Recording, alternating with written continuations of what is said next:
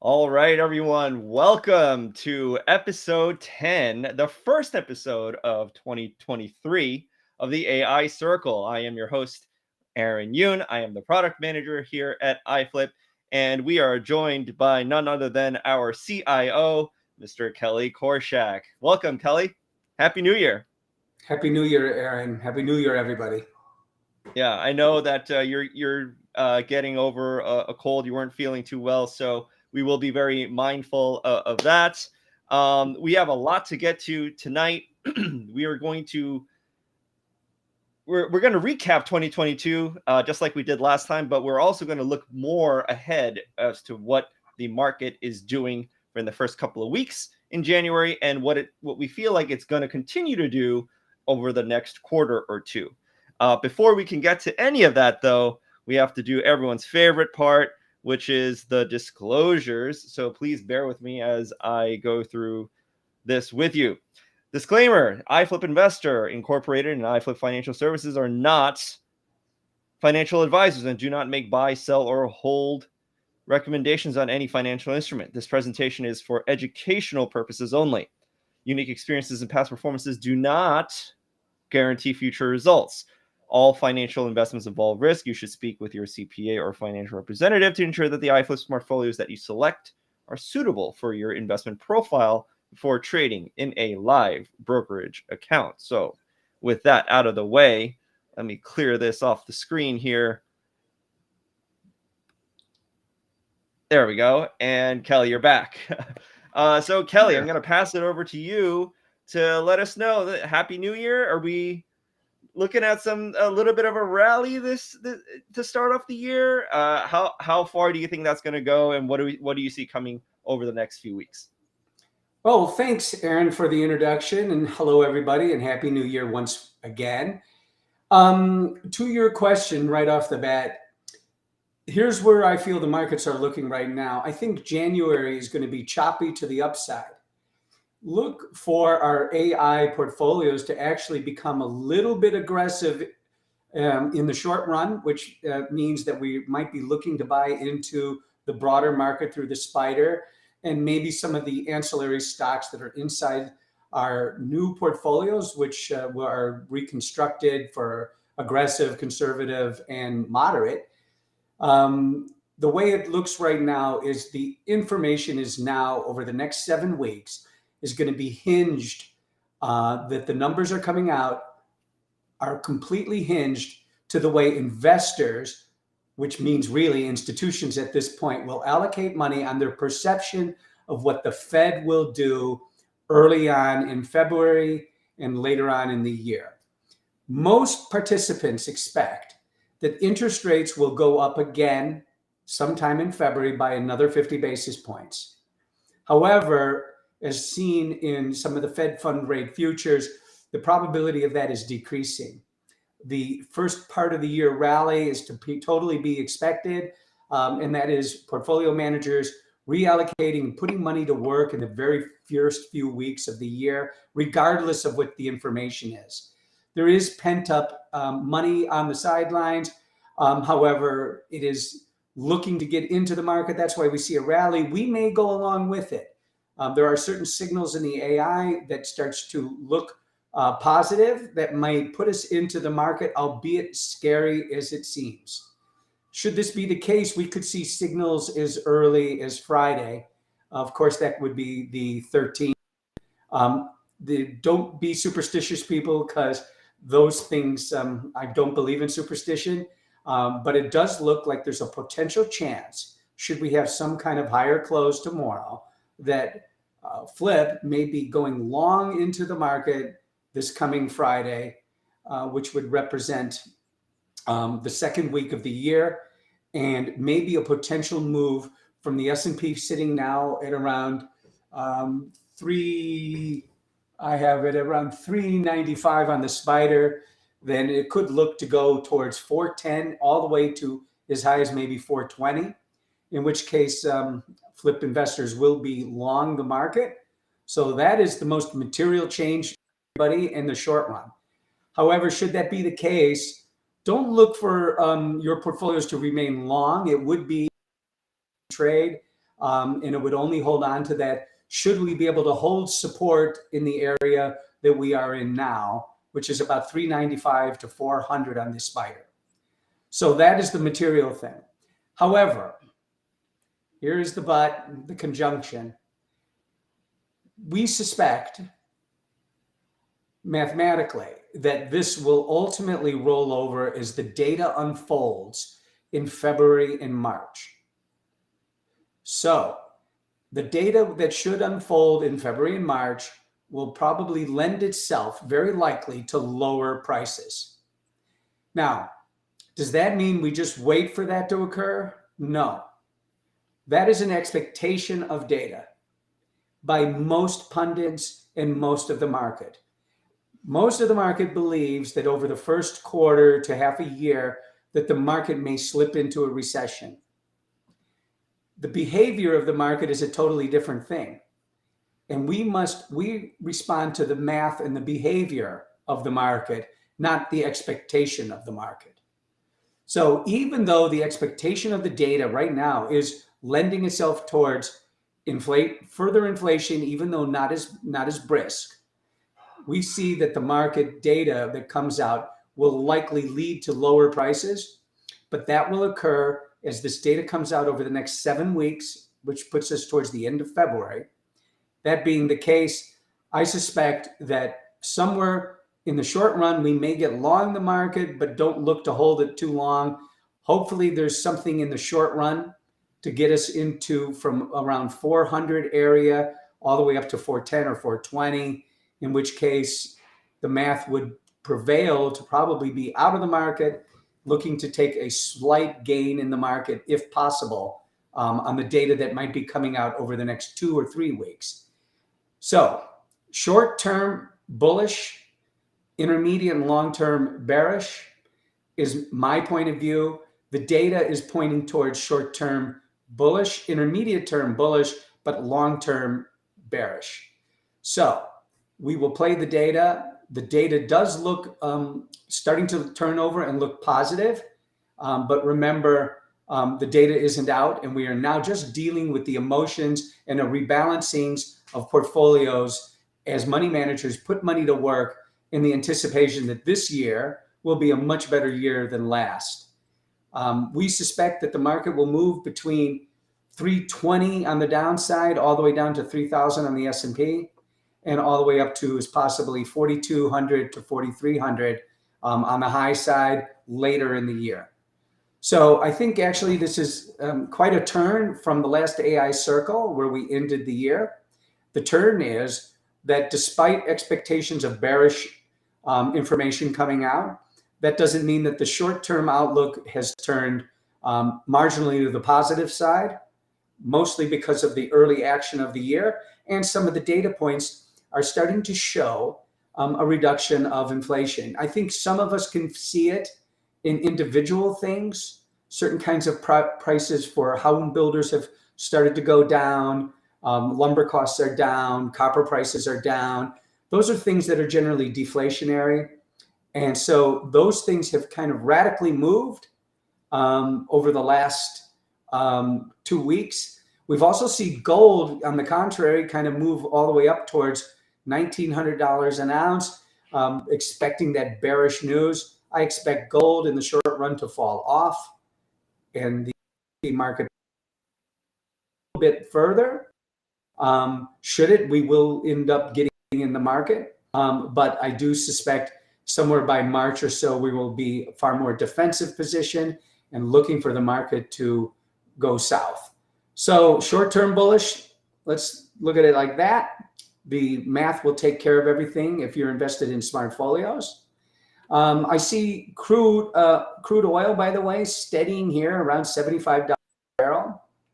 However, if you notice, this is still, a low $100. It used to be $100 a barrel. We are down 25%. We have noticed deflation at the gas pump. I'm sure almost most people know that the average price right now in the U.S. is running around $3.10 to $3 to $3.10 a gallon, way down from $4.50 and as high as $5 or more in many states out west. We have seen moves in the crypto markets, by the way, are starting to steady as well. You might notice, even though the contagion of FTX remains. So the crypto markets are starting to stabilize. And hopefully, if they can stick around here for a few more months, we may start to see those things rally if the market can hold up as well. So there's the crypto markets. The one main concern that lingers, however, is looking at the dollar and interest rates. Interest rates on the long end of the curve, the 10-year and out, have definitely come down from their highs. However, as the market has risen a little bit in the first part of the year, interest rates themselves have actually gone up a little bit on the long end of the curve. They sit somewhere in the area of 450, of course, on the Fed funds rate, around 453, but also on the long-term bond rate, the 10-year note is sitting around 357. Knowing these kind of things, we're thinking that the yield inversion still exists. That's the thing that portends a recession. And at the end of the day, if these interest rates start to trickle back up on the long end of the curve, that will be the data that we're looking at that keeps us bearish in the intermediate and long term of the market, which means that our math actually will respond to very similarly to those things, because our math definitely keeps a very close track of interest rates. Another thing we should note, everybody, is credit card debt remains on its highs, but M2, this is a number a lot of people might know. M2 is the actual money that is sitting in brokerage accounts and things like that. M2 has decreased. There's generally been outflows into the market, from the market. And as M2 decreases, that's actually deflationary, which means that inflation is being managed by people pulling their monies out of their brokerage accounts to pay certain kinds of bills. We're also noticing home builds. The time on the market has gone from 17 days on the market nationally all the way up to 35 days, almost double, actually double. So that tells us that the home market, although it has fallen off, is starting to steady in these areas. These are the kind of things that we're looking at.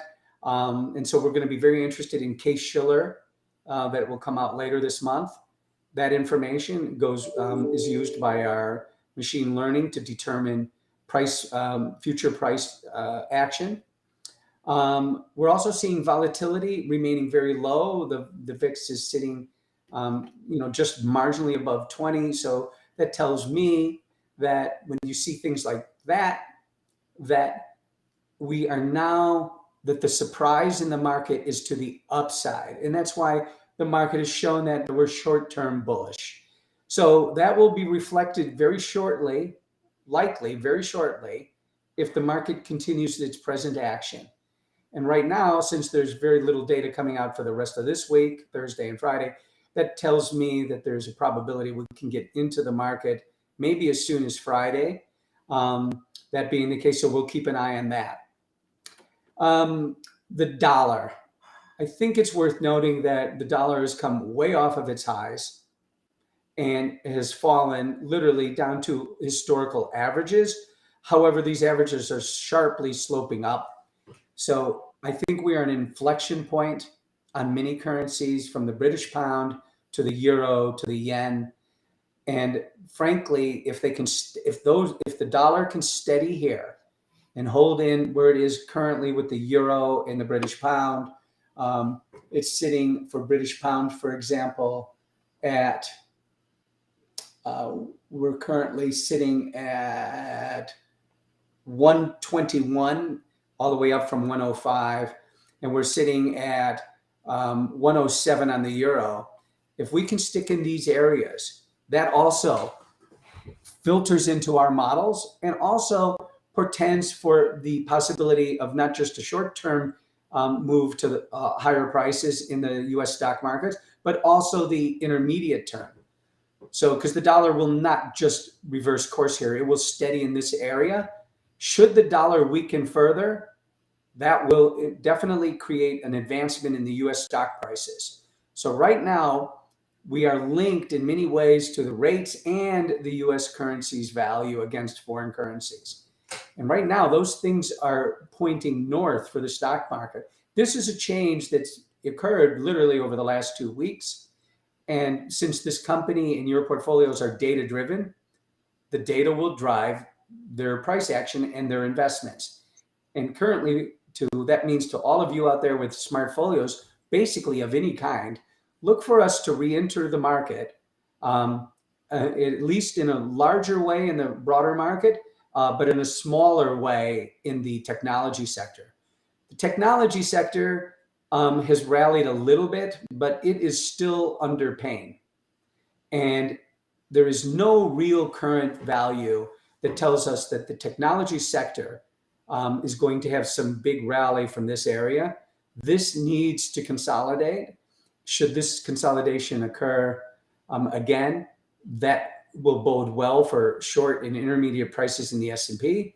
However, if these prices and the layoffs occur that are expected beginning late February and March, again, that will drive prices, the dollar higher, and that will also drive the stock markets lower. So look for some volatility, folks. I'll summarize with that. We're going to get a little more volatile in here. We will be taking a few positions. Look for those into your portfolio. I think it actually bodes well for the next couple of months. But after that, I think the risk off will come back, and we'll see how it looks sort of mid-February at that time. So a lot of things depend on the short-term information that is coming out over the next 3 weeks. And at the end of the day, I think some of it's going to point to higher prices. Thanks for that, Kelly. So just to recap what we had last time, you did forecast a new lows for the first quarter. So are you changing your mind on that based on what we saw the first couple of weeks? I've predicted new lows in the first 6 months of this year. That remains true. Okay. But that doesn't mean that we can't have a little rally here in the first 1 to 6 weeks of this year. That doesn't tell me how the quarter will finish. Right. I'm not changing my tune. I'm just saying what we're looking at short term tells me we're going to move a little higher. But the forecast for the quarter and the first half of the year is still lower prices. And I do feel the lower prices will take us to new lows sometime this year. But right now, the market doesn't see that data. And at the end of the day, the market is always trying to interpret data in a positive way. Right. That is the design of the market. So when you are out of the market, like we are, you're always battling the ultimate desire of the market to go higher. And that is the fine point of managing risk, of being, whether it should be on or off, Aaron. And so at the end of the day, we can be long the market and not like it. I'd rather be a nervous long than a confident short. Got it. Right. Exactly. And that actually lends itself well to the trivia question that we're going to have as in a few moments as well. So if you, once again, as a reminder, if you're just joining us, you missed the last episode, we are going to be doing a lot more of a giveaway and raffle ticket prizes and stuff like that on each of these shows that we do live. So it's in your best interest to tune in live and make sure you stay till the end when we give away the prizes. Just to recap, what does the prize look like? Well, we're going to do a trivia question on each of these shows, including the mailbag next week that we have with Lee and I. If you get the answer correct, or something close to the closest to the correct answer, then we will give you the prize. So for now, the prize is the recording of the Master the Markets event back in October in that we had in Dallas. That is that's about a $500 value. Most people paid around $497 to even attend that event. You would be getting the recording of that for free if you win this contest. However, in order to qualify, you must show us that you are invested in at least one smartfolio. Doesn't matter which one. That's up to you. But if you're the winner, we're going to ask you to show us either a screenshot or just let us know what your iFlip account email address is, and we can take a look and be like, oh, you're verified and you're qualified in that you've invested in at least one smartfolio. Doesn't matter which one. Okay. So that is coming soon. However, I do have one question for you, Kelly, before we get to that. And that is some people are eagerly waiting for the prize. They want me to move to that right away. But Kelly, what should you just got done saying that, yeah, we might have a short-term rally for a little, but you're still expecting new lows for the quarter or for the next quarter or two. What should we watch out for? It sounds like a volatile roller coaster of a ride. So like what are some like maybe 3 tips that you have for just the average investor out there to what to watch out for in 2023 as a whole? Absolutely. I think that's a real good question on that in this case, Aaron. I think everybody should note one thing. Look, everybody came into this year with the anticipation of lower prices, myself included. But we all must hold ourselves open to the concept that the market tends to go in the travel in the direction least expected. The expectations overwhelmingly are lower, that the data is going to come out worse, and it'll force the Fed to keep the brakes on and continue to raise rates. That is the overwhelming thoughts coming into 2023, and you can see it if you watch the various news channels of the pundits pointing at that the recession isn't here yet because the data hasn't caught up to the market. And again, the market being eternally optimistic and earlier movement of money has caused a little bit of a rally early on this year. I mean, a few percent is all. Mm-hmm. However, that being said, the markets have a way to creep higher and then leap higher subsequently. Their creepers become leapers. Maybe people have heard of this. The reason why we have to follow math, everybody, is because math will make the signal that we don't want to believe. The signal we don't want to believe is that the market will go a little lower so we could buy it cheaper. But what could happen is the market may, for some reason, and it often does, portend and point to future prices. Remember, it is a forward pricing mechanism. And the expectation being so overwhelmingly to go lower in price this year could be met with the chance that, hey, you know what, the market does what people least expected and it actually goes higher. And then that changes all of our conversation. So the recommendation is when people overwhelmingly think things are bad, tells me to be very careful about getting too caught up into that talk and not into the data. And right now the data is bad, but that doesn't mean that the future data is going to give you the information that supports our current thought, which is the market goes lower. So the main thing is you have to understand that the market, if it goes in the direction least anticipated, will go higher. And if this is the case, we will be long the market. So bottom line, don't follow the crowd is number one. Another thing I could tell you is this. No bull market ever started without a cut in interest rates. There are no cuts planned. The best that happens from the Fed, and the market will interpret positively, is guess what? They don't raise rates at the next meeting. If they don't raise rates and they feel that their 4.5% is enough, they may stop for a couple of months. And if they stop for a couple of months, the market certainly is going to think that that's a very positive thing. And maybe they'll start thinking they will cut. And even if they won't, they'll think that way. And if they think that way, the market goes higher.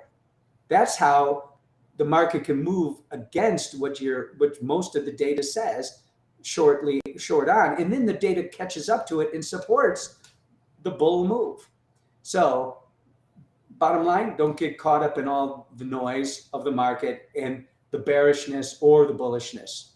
That's number one. Number two is a case like this, when we don't have much money invested, you have to take signals, because at the very worst, even if we get long, most portfolios would only go from having cash positions of all the way up as high as 80% or more.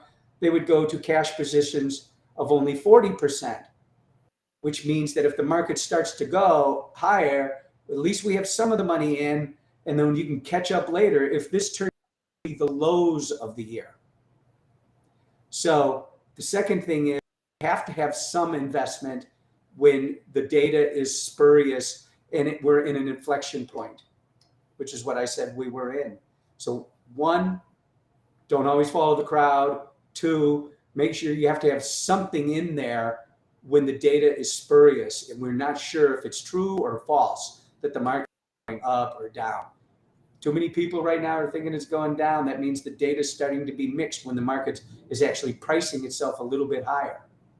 It'd be actually a good entry point if we could be in here and my forecasts are wrong.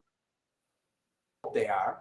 My forecast, when interest rates start to decline throughout the year, inflation starts to mitigate quite a bit in the next few months, and off to the races, the S&P could put on 10, 11% very quickly and move all the way up to, say, 4,200, 4,300, in which case I think all of us would be very happy to own the market right where we are now and see it put on 10, 11%. So that's the reason why we follow these kind of ideas and rules of the market and not follow the crowd. We follow the rules.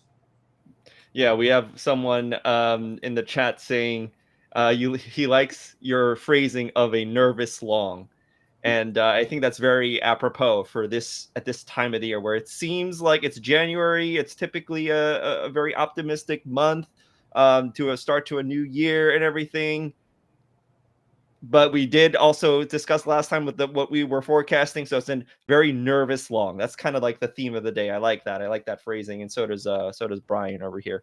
All right. So now let's move on to the trivia question, everyone. So if you've been listening like a podcast or something, and you typically just are passive, now is the time to stop whatever you're doing for just a moment and engage in the chat room, because I'm going to bring up the slide here.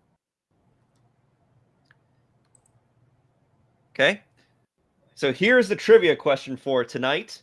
In the past, that's supposed to say in the past 50 years. It doesn't, though. In the past 50 years, what was the largest daily gain on the S&P 500 in percentage form? Now, I'm going to give you a little bit of a I'm gonna give you a little bit of a hint here. Okay, I'm asking you for it in a percentage. Is it like 1%, 2%, 3%, like that in one day? However, I'm also going, the correct answer is also going to be given to you in 2 decimal places. So if you're going to say 5%, you can say as close as specifically as 5.67%, right? And if that's near the answer, like, that would actually help you. So use 2 decimal places, no more than that, right? You can use up to 2 decimal places for if you want to have fun with it. Go ahead and type in whatever you think the largest. Again, I'll just repeat the question. The question for tonight is, in the past 50 years, on the S&P 500, what was the largest gain in one day? Largest daily gain in percentage form in one day. Go ahead and type in your answers in the chat right now. We have some answers coming in, and some of you are really, really high with that one. But Kelly, while we're getting the answers in here, I want to ask you something, because I think once I reveal what the answer is, people are going to be kind of surprised. I think people are going to be kind of surprised because oftentimes when I looked at the data for this particular trivia question, we Yeah. see the worst days and the best days often like very close to each other or even back to back. Okay. By the way, you shouldn't be Googling this, by the way. This is supposed to be fun and off the cuff, by the way, guys. No cheating. Uh, no one has the right answer yet, though. People are close. I know who's the closest, but no one has the right answer yet.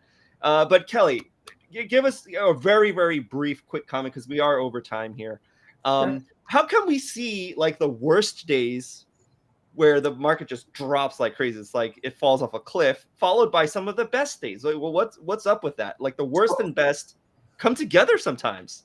Well, it's very obvious, I think. Look, when the market is moving down, volatility is high. People are looking to see if they're correct or wrong. So if the market moves down 2 days in a row and it moves down 10%, it wouldn't be unlikely that a following day might go up 10%. So I can tell you that when you see the best day, it is going to be surrounded by a lot of bad days. I'm going to tell you, folks, I'm going to guess somewhere around 2008, and I would always guess around October. I'm probably wrong myself, but I don't know the answer. But it would Kelly, be somewhere in there because it's going to be very volatile. So if someone wins because of something I said, I swear I did not look it up, but it's going to be surrounded by a lot of volatility, folks. And when was the last time we remember that? 2008. All right. Well, then, Kelly, I want you to put in a guess in as well because Okay. it's just fun. I mean, I'm not going to give you a prize if you win. Sorry, but I want the prize. Okay, I'll put mine in. because I'm about to reveal the answer to everybody right now. Drum roll, please. I still got to get that sound effect going. Oh, you sent it to me privately. 7%. Okay. So Kelly's guess is 7%. Let's see if anybody can beat Kelly on this game here. I'm sure Okay. they can. You sent it to me as a private chat, so I can vouch for that 7%. Okay. I guess October of 2008, there's got to be a day 7% or more. I don't know. What is the answer? I mean, Kelly, that's actually really impressive. You got the right time. Let me just reveal this right now. You got the right time, but it was October 2008, October 13th specifically. 2008, we found a gain of 11.58% that day, and so that means that our winner for tonight is. Let me scroll up here. We have two people that are the winners, I believe. Let me just, yeah, they're the closest. No, excuse me. Denise Brathwaite with the last minute entry of 10.52 is our winner tonight. Wow. She was very, very, very close. The correct answer was 11.58. Denise is our winner with an entry of 10.52. Denise, you beat Kelly. A lot of people beat Kelly. Justice Gaines beat Kelly. Domino 05 beat Kelly. Kelly, you might go. Amy O'Donnell beat Kelly. But but you're absolutely right, Kelly. 2008 we remember as one of the worst days in market history, or worst years, I should say, in market history. But we saw some of the best days in recent history. Obviously, you see on the chart, we had gains as high as 12% in the 1930s. I don't know. None of us, I don't think, were even around back then. But so that's why I didn't include that, because it's not relevant in our lifetime. But, in recent history, the best days came in the worst time of one of the worst recessions ever. It's kind of crazy. So, and I could tell you, everybody, I'm going to stay on for a couple of seconds. I could tell you that even though that might have been the best day, in October 2008, the market made new lows in March of 2009. So even that 10% day, that all it meant, I bet you that didn't even put in a high for the week. So yeah, my point is, when you see movement like that, it's a pure guess. I think the more important thing is that when you see volatility coming into the market like that to the upside, it means it's already been preceded by bigger volatility than that to the downside. So remember, when the markets are rallying from lows, that percentage move looks higher. When they're falling from highs, the percentage move will look a little lower. So it's never, it actually will always be asymmetrically long. Mm-hmm. For the bigger days will be marginally higher than the biggest losing day. So it's a real good question. Actually, I didn't know the answer. I was off by 4%. Yeah. So sorry, Well, everybody. I'm not the guru for the memory of the best days, but I'll keep yes. that one. October 13th. Was that a Friday, I wonder? I'm I'm not sure actually. We'll have to look Let's into hope that. that we get long on the January 13th, which is, by Yes. the way, a Friday. Friday the 13th. And hopefully we Right. don't buy any highs, because that I don't want to do. Right, right. Okay, so stay tuned for that, everyone. So Denise, you are our winner for tonight.